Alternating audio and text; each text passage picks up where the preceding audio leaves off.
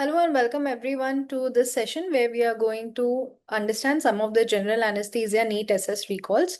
And here I'm going to teach you the art of trying to rule out the other options while coming to the correct answer.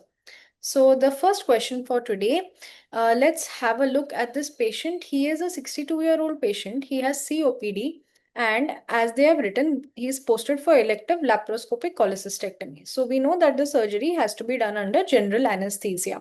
Okay, now along with COPD, he also has reduced exercise tolerance or orthopnea. That means he is unable to breathe well when he is lying down supine, and a history of prior exacerbations requiring hospitalization. Which of the following pre-op interventions is most appropriate to optimize his surgical outcome? Now, another problem that is there in this patient is given as heart failure. All right. So there is a cardiac issue as well as there is a respiratory issue in this patient. So we have to basically make sure that we understand what is the functional capacity of this patient prior to taking him up for surgery. Is he going to be able to tolerate the kind of anesthesia which over here will be general anesthesia?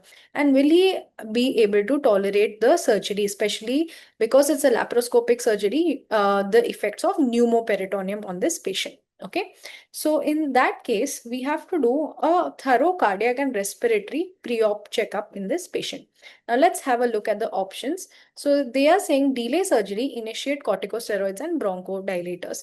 This is an elective lab call. Elective surgery can be delayed, yes, but only corticosteroids and bronchodilators are not going to help much in this situation because you are trying to control the COPD component with it, which will also not really show dramatic change in case of corticosteroids and bronchodilators.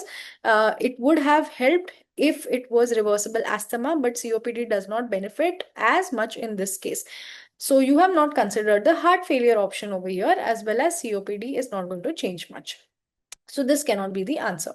Administer prophylactic diuretics to prevent perioperative pulmonary edema. Okay, now diuretics in this case would be given if patient has heart failure, and because of the heart failure, if he is getting back pressure changes on the lungs.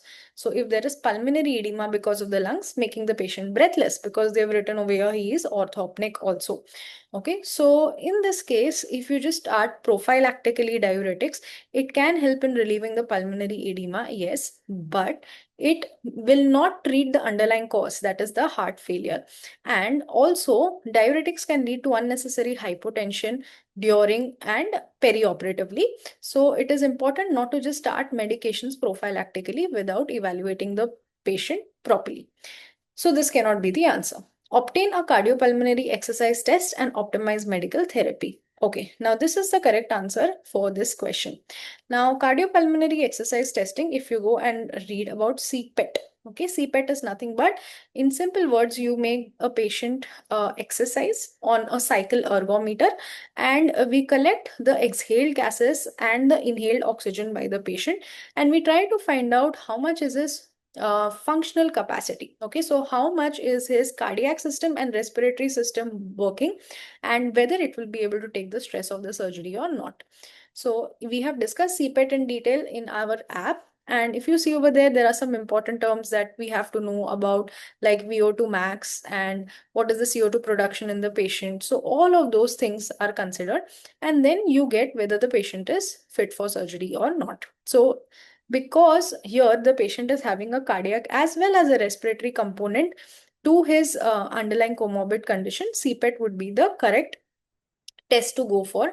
And according to the CPET results, you can try to optimize the medical therapy in this patient by giving him corticosteroids, bronchodilators, chest physiotherapy. Then for heart failure, you can start him on drugs that help in improving the ejection fraction.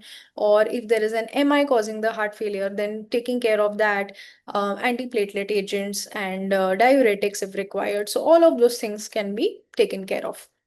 Okay, then schedule regional anesthesia to avoid general anesthesia. So lap or cholecystectomy, very extremely difficult to carry it out under regional anesthesia. You may read case reports of people doing it in high epidural, okay, or in patients with a new segmental spinal. However, it is uncomfortable for the patient because of the pneumoperitoneum being created. They get shoulder tip pain because of irritation of the undersurface of the diaphragm. And overall, in such a high risk patient, it is not recommended to carry out the surgery in regional anesthesia, because in general, at least you will be securing the airway with the endotracheal intubation. And as a result of this, you will be just focusing on maintaining the hemodynamics of the patient. In regional, if any acute catastrophe happens, you will have to manage the airway as well as hemodynamics of the patient, which can be difficult. So the answer for this is option C. Okay, now question number 2. Patient has ankylosing spondylitis and he's posted for surgery. So ankylosing spondylitis is nothing but simply, as mentioned, bamboo spine. So you'll see that the spine of the patient, the vertebral column is absolutely straight, and there is hardly any flexion or extension at the different joints in the spine. And as a result of this, their neck extension is very, very limited, and this patient poses with a difficult airway. Due to the nature of this disease, they have severe restricted cervical mobility and difficulty in extending the neck.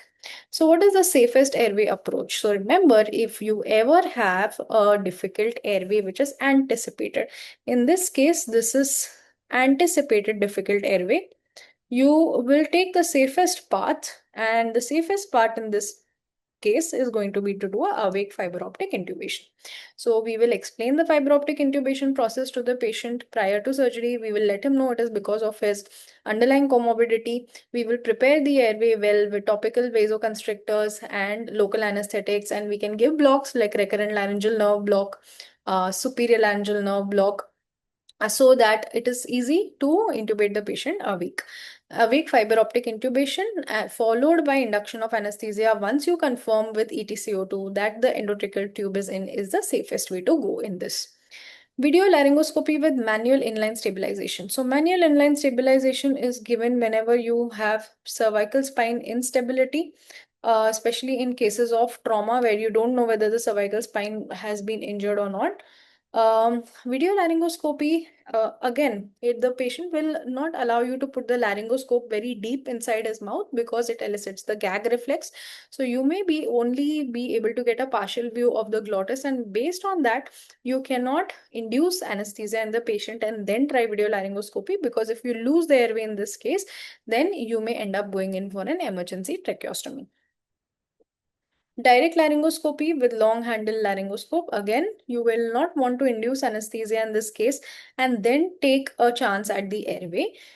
Surgical tracheostomy before induction. So tracheostomy, yes, elective tracheostomy is an option in this case, but it is too invasive to be carried out for a surgery. So let's just say that the surgery is a small one, like a lap cholecystectomy. So for that, creating a permanent scar, permanent tracheostomy in the patient's, sorry, not permanent, temporary tracheostomy in the patient's trachea does not make any sense. Tracheostomy comes with its own set of complications, like post-operative tracheal stenosis, and you don't want to take that chance because it is too much of an intervention. Just in case you lose the airway during induction of anesthesia, and you may end up doing an emergency tracheostomy in the patient, that can still be explained, but doing a surgical track from the very beginning itself does not make any sense, especially if you have awake fiber optic intubation available in your kit. Okay, so here there is a laparoscopic appendicectomy going on in a 45-year-old woman, and you're using, after administering vecuronium, you use a peripheral nerve stimulator to evaluate neuromuscular blockade.